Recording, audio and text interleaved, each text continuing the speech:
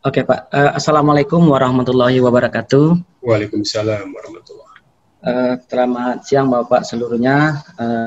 Perkenalkan nama saya Imrizal Pak, kita mewakili dari PT Semen Padang.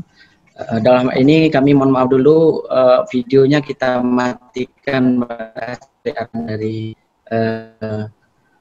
Bapak tadi. Jadi di sini dari Semen Padang akan menyampaikan terkait pandangannya. Peran keselamatan pertambangan sesuai dengan judul ya, peran keselamatan pertambangan dalam meningkatkan produktivitas usaha pertambangan pada IUP.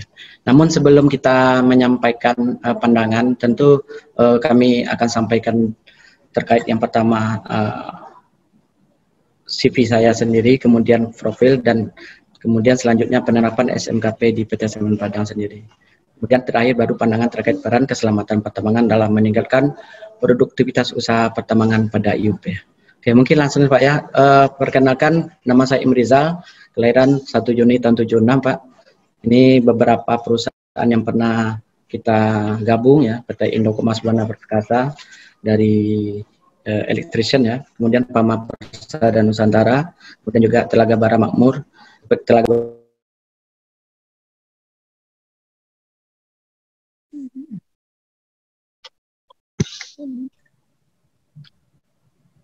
Baik, Pak Imrizal. Termute itu, Pak. Ya, suaranya mati lagi. Mungkin Bapak bisa langsung ke poin nomor 3.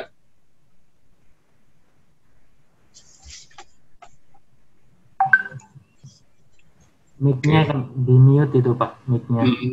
Pak Adi, mungkin slide-nya dari sekretariat aja, Pak Adi. Sekretariat ya. Mungkin bisa, oke.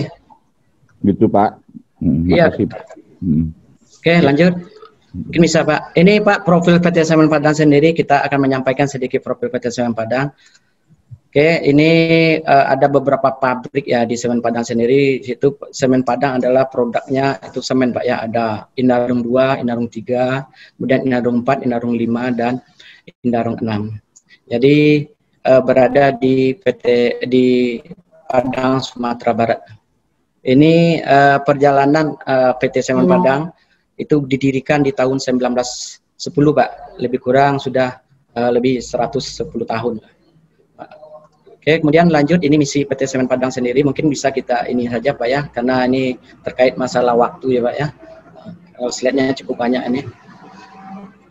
Nah, kemudian bahan baku dari semen sendiri itu ada beberapa material. Yang pertama limestone Pak, kemudian silika, kemudian clay, kemudian juga ada iron sand-nya, kemudian ada gypsum, pozolan, fly ash.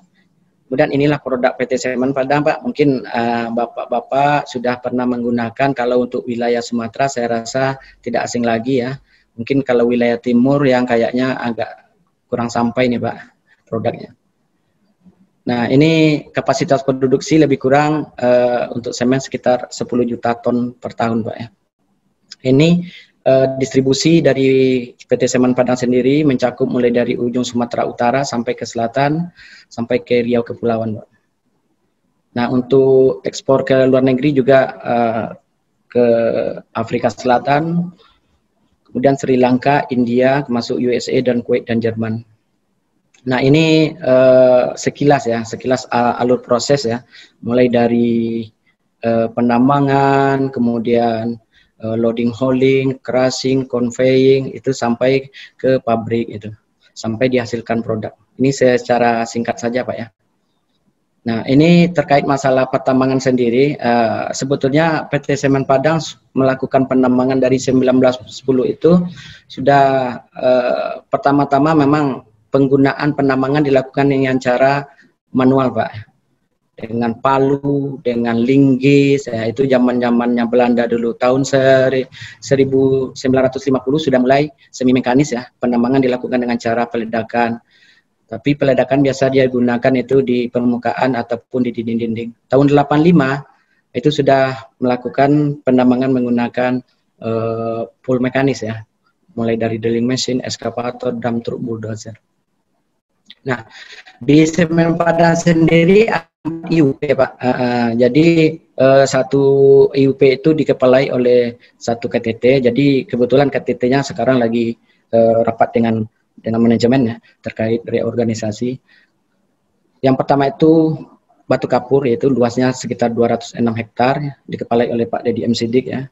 Kemudian Silika luasnya 107 hektar dikepalai oleh Pak Henry Priparis. Kemudian tanah liat itu Bapak Ilmi Adia Putra dengan luasnya 88 hektar.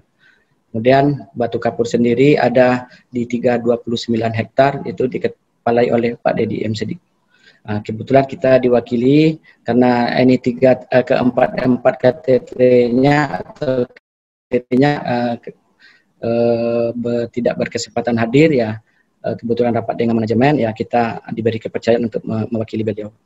Nah, ini secara dilihat dari satelit Pak ya, ini posisi area tambang PT Semen Padang. Kemudian area PT Semen Padang sendiri itu berada di alurnya Bukit Barisan, elevasi mulai dari 200 sampai 700 meter dari permukaan laut. Nah, ini mungkin alur prosesnya Pak, mulai dari penambangan sampai ke storage itu lebih kurang menggunakan long belt conveyor itu lebih kurang 4,5 kilometer. Mulai dari ekskavator, crushing, conveying sampai ke storage. Nah, ini proses Pak, proses awal mulai dari blasting, kemudian loading hauling, kemudian hauling route, kemudian lanjut ke crushing conveying. Nah, ini merupakan bekas dari tambang tanah liat kita di PT Semen Padang kita lakukan sehingga menjadi taman hijau. Nah, ini mungkin karya-karya dari Semen Padang sendiri, ada gedung tsunami di Aceh, Masjid Raya Sumbar, kemudian ada jalan-jalan tol, baik itu di Dumai, kemudian juga di 50 kota.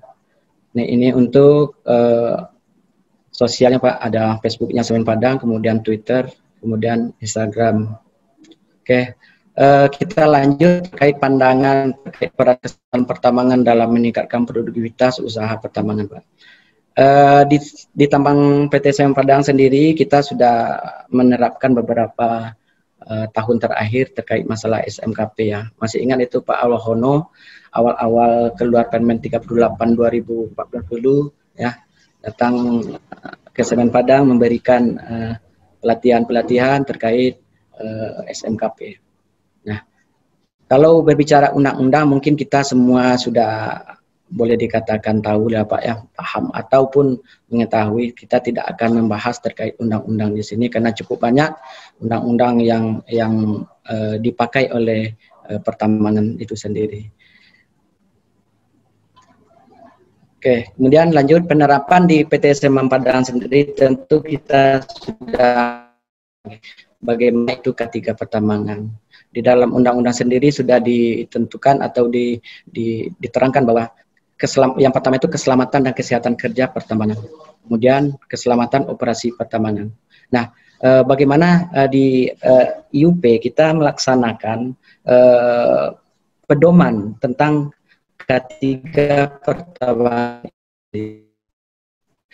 Di tahun 2019 kita sudah melakukan audit SMKP ya, SMKP internal. Jadi dari 7 elemen yang ada, alhamdulillah tercapai 87,7%. Nah, ini baru kayaknya ini ada penurunan Pak dari tahun sebelumnya. Ini beberapa tahun yang sudah dilakukan audit, yang pertama 2018 dan 2017, 2018 dan 2019. Jadi mungkin untuk di slide bisa dilihat sendiri Pak ya, waktunya terbatas. Kemudian bagaimana kita melaksanakan K3 pertambangan itu sendiri. Mungkin Pak Imrizal, waktunya 3 menit lagi ya. Oke Pak, mungkin yang pertama itu pengawasan ya, pengawasan terhadap 4M 1L. Bagaimana manusianya, kemudian bagaimana mesin, metode, material, dan lingkungan. Di dalam manusia sendiri tentu ada manajemen mempersiapkan rekrutmen penempatan personil yang mana harus sehat jasmani dan rohaninya serta psikologi ya. Kemudian juga kemampuan atau skill. Jadi kita menerima personil mungkin agak susah ya, karena kadang-kadang beberapa perusahaan hanya menerima yang sudah siap saja. Sementara kompetensinya boleh dikatakan masih jauh ya, artinya masih belum memadai. Tentu di sini di dalam undang-undang sendiri sudah dibunyikan bahwa perlunya ada pembelajaran atau meningkatkan training dengan meningkatkan kompetensi seseorang. Nah, tentu untuk kompetensi ini tidak dalam waktu singkat ya, butuh proses. Jadi perlu manajemen itu betul-betul memperhatikan bahwa kompetensi seseorang itu diperhatikan. Yang selanjutnya adalah mesin ya. Di dalam undang-undang sendiri mungkin kita sudah semua tahu ya bagaimana kelayakan peralatan, kelayakan untuk sarana dan prasarana itu sendiri. Di dalam undang-undang sudah dibunyikan juga bahwa terkait masalah orang yang akan melaksanakan pengujian ataupun pengecekan. Kalaupun seandainya ini dilakukan oleh orang yang tidak kompeten, nah, ini tentu tidak memastikan atau tidak mewakili bahwa peralatan tersebut layak atau tidak.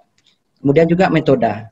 Metode sendiri di dalam undang-undang pun sudah diatur bagaimana itu. Contohnya grid jalan, kemudian juga crosspol, kemudian tikungan, kemudian juga terkait lebar jalan, kemudian juga area blasting, berapa jaraknya blasting personil ataupun peralatan, kemudian juga kesesuaian alat angkut dan alat muat. Semuanya sudah diatur di dalam undang-undang baik di 1827 ataupun di petunjuk teknis itu di 185. Tinggal kita akan menerapkan apa tidak. Kemudian selanjutnya material. Terkait material tentu apa yang kita hasilkan itu kan berupa produk. Bagaimana produk yang kita hasilkan itu betul-betul bermanfaat bagi orang banyak. Kemudian juga apakah komunitasnya sehingga produksi yang kita hasilkan itu cukup memadai sehingga biaya kos yang kita keluarkan lebih sedikit. Kemudian juga nanti terkait lingkungan di dalam peraturan sendiri pun sudah dilakukan dimasukkan ya terkait masalah pengelolaan debu, kebisingan, getaran, pencahayaan dan semua sudah diatur. Baik, Pak Imrizal, waktunya habis, mungkin bisa langsung tutup. Oke Pak, terima kasih Pak. Mungkin untuk penutup, bagaimana produksi atau produktivitas itu adalah kuantitas ditambah kualitas ditambah keselamatan. Artinya kalaupun seandainya keselamatan terkesampingkan, artinya produksi kita itu tidak terpenuhi. Kemudian juga kualitas sendiri, mutu dan jumlahnya. Sehingga dengan 3 penggabungan ini akan diciptakan atau menghasilkan produksi yang lebih baik. Mungkin begitu Pak, terima kasih. Baik.